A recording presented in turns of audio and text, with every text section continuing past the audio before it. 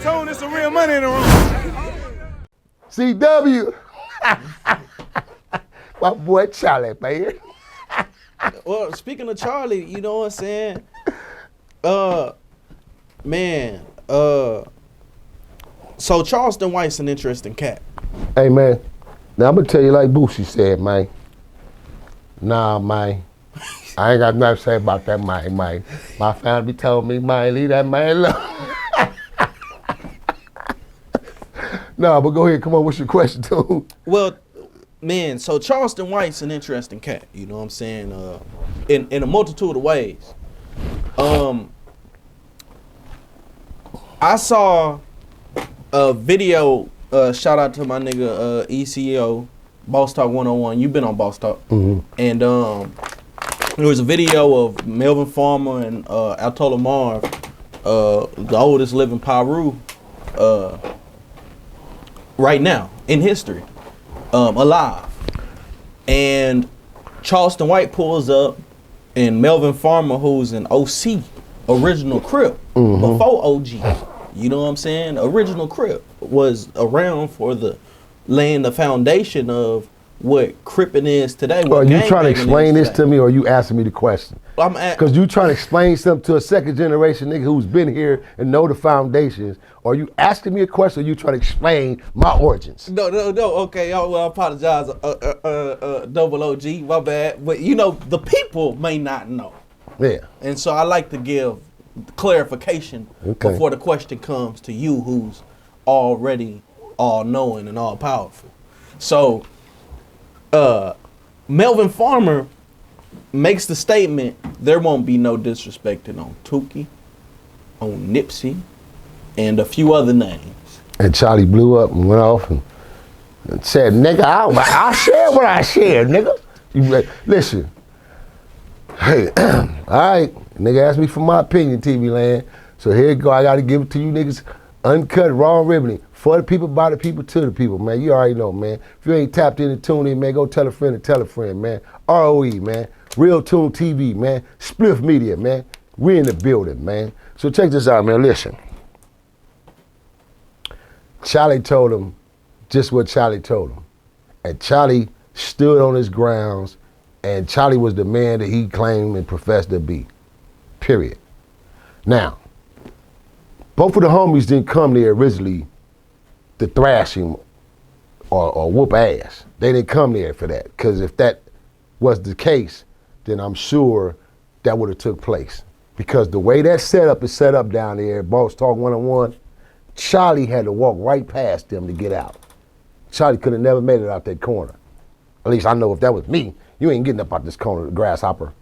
I don't know how you think you disrespected me the way you just did in front of the world, grasshopper, and think you finna get out this little corner? Oh no, you ain't getting out this corner, grasshopper. And then I move fast, I leap fast, I move fast. While a nigga running his mouth, I'm already in motion. I'm already on you. So see, it's a difference when you really a nigga who gonna do something, or a nigga who gonna move. It's a difference, bro, or when you playing the internet. Right. So a lot of cats just been playing the internet, bro. A lot of niggas just been playing the internet. Niggas ain't after Charlie. You don't want to do nothing to Charlie. And then for what? Why you want to beat up this man or do something to him for really, in actuality, telling us the fucking truth? Oh shit, Cap, did you say that, Big Cap? Yeah, I said that, TV land, for telling us the fucking truth. Niggas are in their feelings, bro. Y'all can't handle Charlie White. So let me explain to y'all.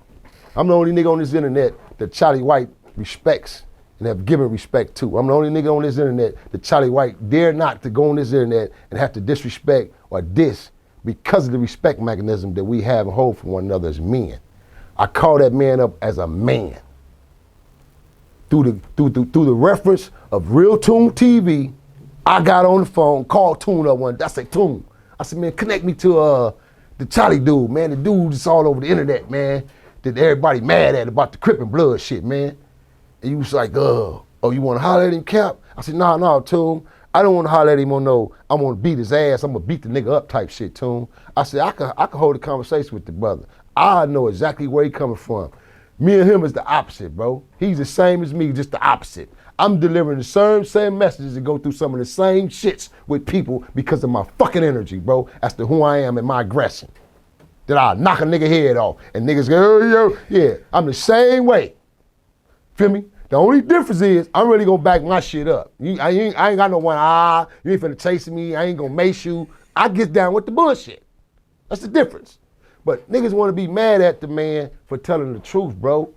Feel me? We shouldn't be mad at that, bro, for telling the truth. If anything, we should be applying the dude and trying to understand him. So the reason why we developed a situation was because we talked as men with dialogue of understanding. I got at the bruh straight up, instantly. It was nothing but respect, and it's been that way. I don't condone in everything that he said and how he said, but the majority of the stuff that he talk about when it come down to us, when it come down to this gang culture, bro, I'll be one of the first double OGs to say it and admit to it on this camera, bro. The problem is, we don't want to admit to our fuck up and our mistake. We fucked up. We dropped the ball on the young niggas.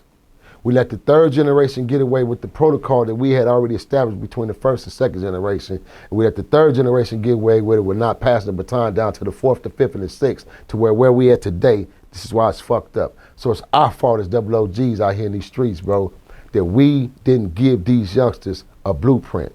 And the reason why we couldn't give these youngsters a blueprint was because Massa kicked in with a plan, took all the real warriors and the soldiers, put most of them niggas on crack and drugs, sent them to prison.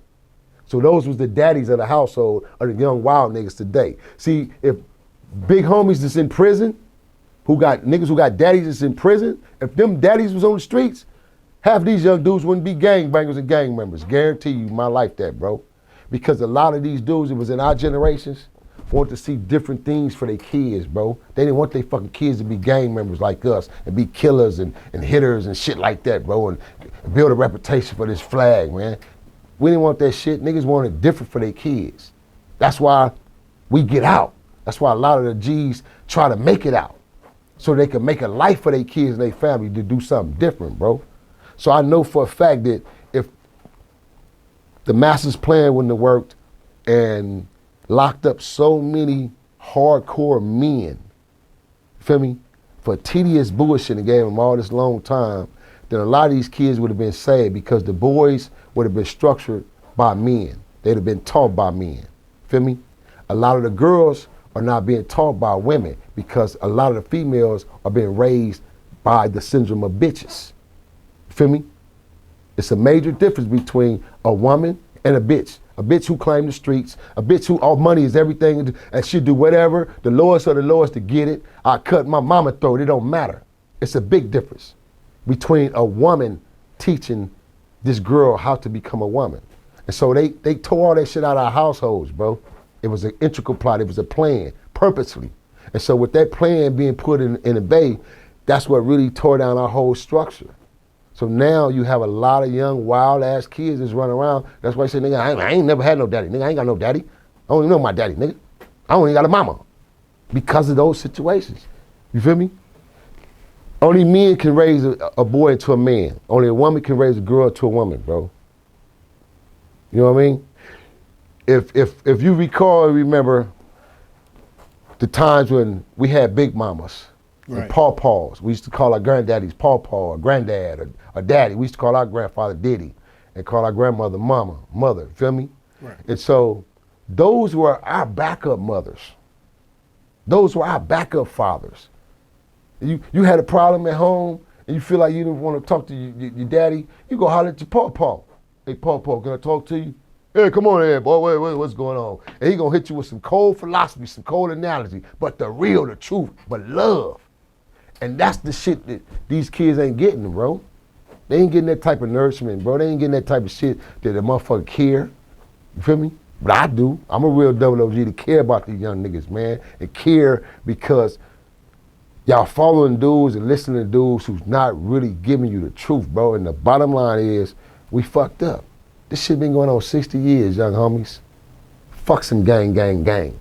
Fuck some gang, gang, gang. Feel me? How can a nigga holler about gang, gang, gang, and you gotta carry a pistol around the very gang you hang out with? Come on now. I need to say maybe I need to repeat myself and say that again, or maybe you didn't hear me. Am I right? Like my boy Gino Jennings would tell you, nigga, hey, am I right? No, man, for real though, youngest, think about it. You from a neighborhood, right? Right. But you don't live in your hood. You live down the street from your hood or the outskirts. Right. But whenever you go to your hood, every day when you go hang out with your homies, so you're supposed to be homies, all you niggas got guns on. You gotta have a strap on you because any given moment, if a fight or argument jump off, we gonna kill each other. Then what kind of the fuck is that a neighborhood? How the fuck is that a hood? How's that my hood? Right. See, I'm not used to that type of shit, bro, because I didn't grow up like that. The only niggas that told guns in our hood when we was coming up was the niggas who was active and we was doing bounty and patrol. We patrolling that neighborhood. Feel me? Other than that, nigga, you got a gun on you for a homie, it's a problem. We politicking, nigga. Yeah, we hold meetings in a minute. Yeah, then nigga got a pistol for the homie. You know, he keeps drawing down on the homie with this pistol. Oh, we finna politic against this nigga. And all the things that we once had set up and the alliances we had set up for us, the rules and the structure, bro, all this has been torn down, man. You feel me? To the degree of this. No structure. So to bring us back to the ending of the Quavo and the Takeoff and, you know what I'm saying, the Prince family, all that, man, it's like, bro, there's gotta be a greater change, man, and there's got to be a big sit down amongst all these cities. And this is something that me and Big Arnold, shout out to my boy Big A, man, you feel me, Dog Pound, man. You know what I mean? The management of Dog Pound, Corrupt Dash, all in the same game. This is the purpose of us putting all this same game hip hop summit together here in Vegas, man. What's the date?